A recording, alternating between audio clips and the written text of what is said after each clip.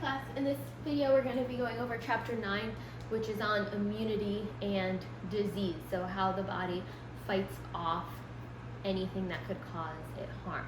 Okay, so we have 3 different lines of defense that protect the body. We have our physical barriers,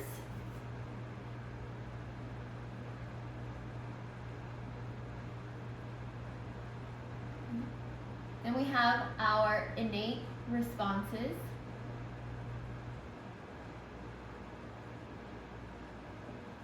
okay, and then we have our adaptive immunity.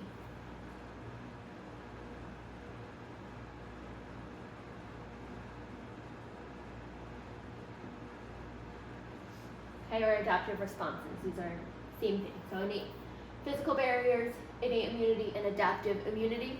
Okay, so physical barriers, these would be like our skin, for example, is a physical barrier, right? So our skin helps to prevent things from entering into our body easily, right? We have that keratin on the outside of our skin that's for waterproofing and also for protection from things entering into the skin, okay? Innate responses are things that we're born with, so the immune cells that we already have, like our white blood cells, for example. Adaptive immunity use specialized cells that make antibodies that fight off specific antigens. So what are antibodies? What are antigens? Okay. Antibodies are, well, actually let's start with antigens. Antigens are things that are embedded, usually proteins, sometimes they can be sugars as well. They're embedded within cells. So for example, our red blood cells have antigens embedded within them, and that's what gives us our blood type, right? So if you're blood type A, you have A antigens, right? That's just what we call them, a simple name, embedded within your red blood cells. And your body recognizes those as part of who you are, so they don't try to attack it, okay? Antibodies are made from B cells specifically, and they're made specifically to fight off specific antigens. So antigens can also be found in bacteria and virus cells, okay? So those antibodies are made specifically against the antigen in a specific bacterial cell, okay?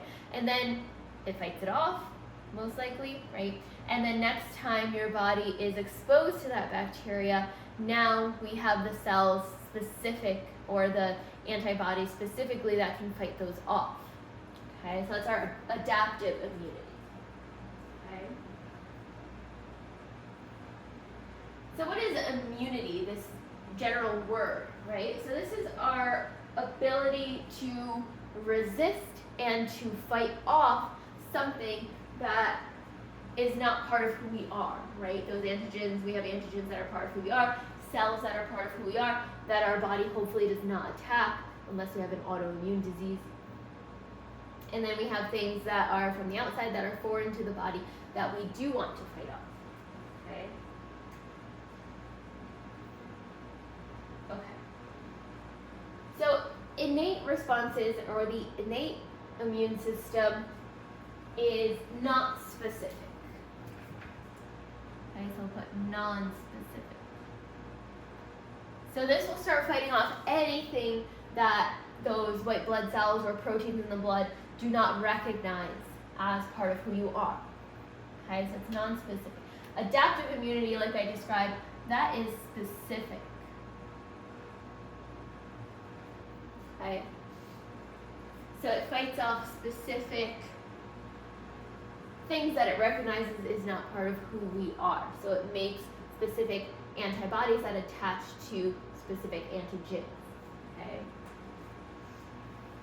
So this one takes a bit longer to respond. So usually we will respond with our innate immune system first, and then that adaptive immune system is called in if needed. Okay. So this innate immune system triggers the adaptive immune system. Okay. And then the adaptive immune system is going to leave behind cells that can fight that, like bacteria, for example, off if we come into contact with that bacteria again.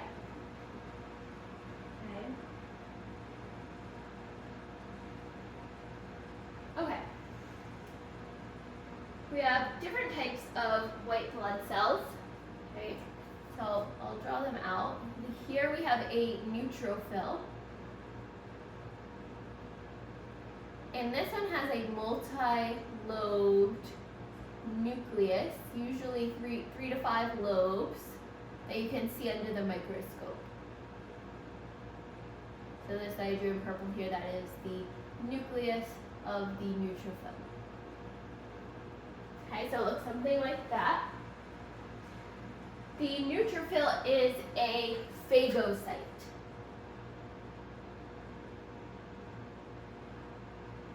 So it destroys things that it comes into contact with. Okay. So neutrophil, this is usually one of the first responders to anything that the body does not recognize. Okay. We also have eosinophils. These ones kind of look like they're wearing aviator glasses. They have a bilobed nucleus that looks something like this.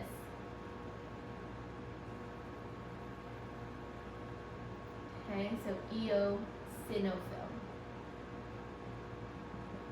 These are involved in fighting off parasites, okay, that are too big for our phagocyte cell, so the neutrophil might call this in if it comes into contact with a parasite. Okay, and they're involved in allergic type reactions. Okay, basophils, these ones are the least common. They have all these granules, and they do have a nucleus, but because they have so many granules, it covers the nucleus, so you can't really see it under the microscope. You just see all these dark granules, and there's a ton more, but I don't have time to fill this up. But something like this, okay, basophil. And those granules will release inflammatory substances that help cause inflammation. So these are also mainly involved in allergic or hypersensitivity reactions. Okay. Dendritic cells, they're this oddly shaped cell. It kind of has these little tails coming off of it.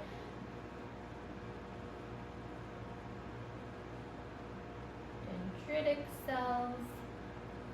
These are also cells that alert the immune system that something is going wrong. Okay. Macrophages are very large cells that are made from monocytes, and they'll eat up anything that's large. They'll cut it up and tear it apart.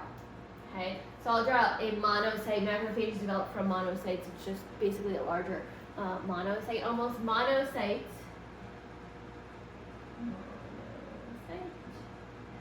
They have a bean-shaped nucleus, so something like this. Okay, monocyte.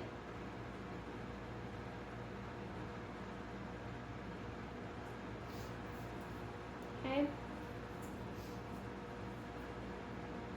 And lymphocytes. Lymphocytes have a very large nucleus that takes up almost the entire cell, except you'll have like this almost halo shape of cytoplasm within the cell. But the rest of this is all a large nucleus taking up the cell. Okay? So this one here is a lymphocyte. And this is the type of cell that becomes T cells and B cells. These are part of our adaptive immunity that fight off specific things.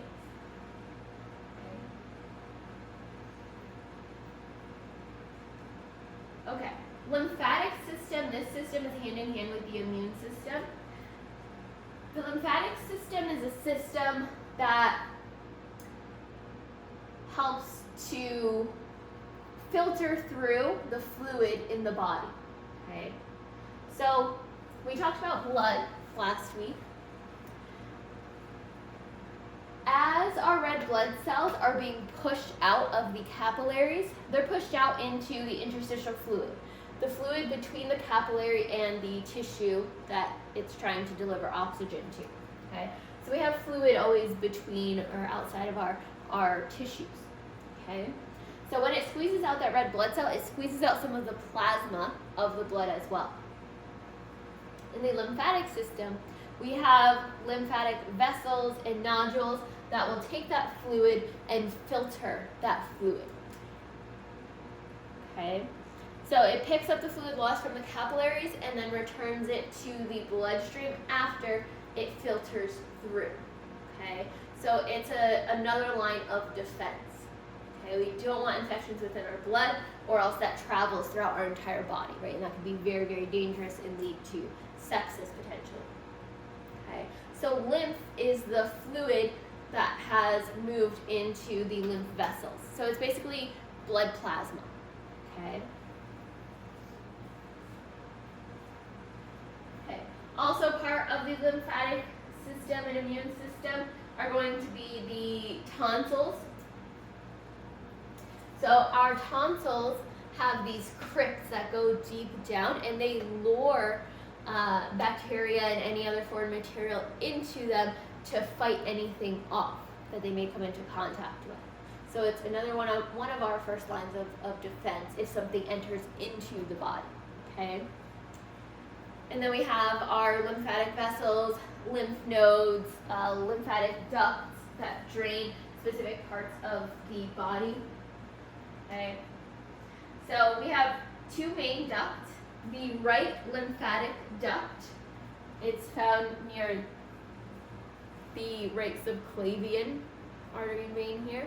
Okay, and that drains the upper right head and neck and right arm. And then the thoracic duct is on the left side of the body, and it drains everywhere else. So the lower half or the lower portion of the right side of the body, and then the entire left side of the body. Okay, all drains into there, and then eventually goes back into the heart to get pumped again and refiltered over and over and over again. Okay. We also have lymph tissue within our intestines. Those are known as Peyer's patches. Okay. The spleen is where antibodies are produced, so that's a big part of the immune system as well. And it's where old red blood cells are disposed of. And bone marrow. Okay. So bone marrow is where our immune cells are made. Okay, in the red bone marrow. And T and B cells as well.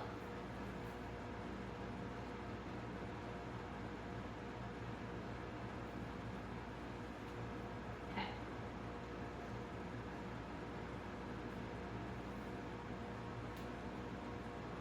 Okay, so again, those lymph nodes that I mentioned, we have lymphatic vessels and they lead into these nodes or these larger areas throughout the body of lymph tissue. Okay. So we'll have a lot of white blood cells within those lymph nodes, so they accumulate there, and they'll fight off anything that's found within that plasma or that lymph fluid. The spleen, like I just talked about, also filters the blood and holds lymphocytes for when they're needed. The thymus is also involved in the lymph system. So the thymus is the endocrine gland right above the heart, okay? And that is where our T cells here are going to become specialized. So they're going to mature in the thymus, even though they're made in the red bone marrow. Okay, so T cells mature in the thymus.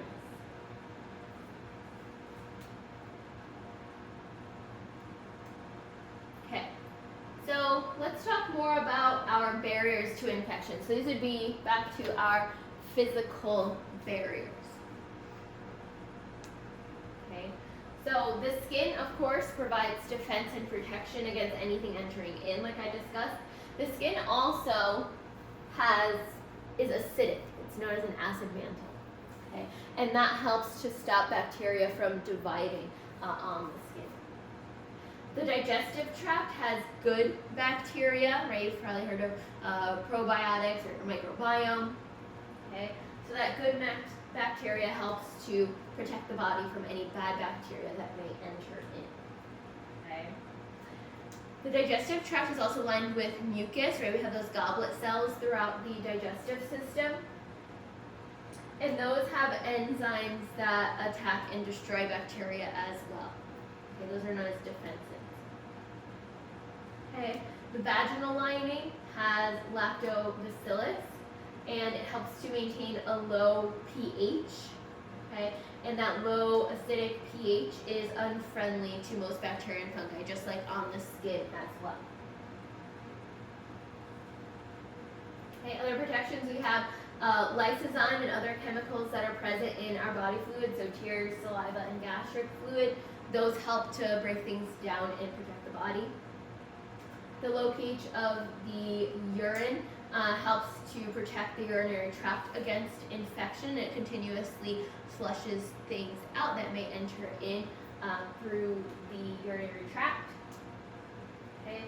And if you've ever had symptoms like mild diarrhea, that helps to rid anything in the lower GI, so mainly the large intestine, of any pathogens that may be present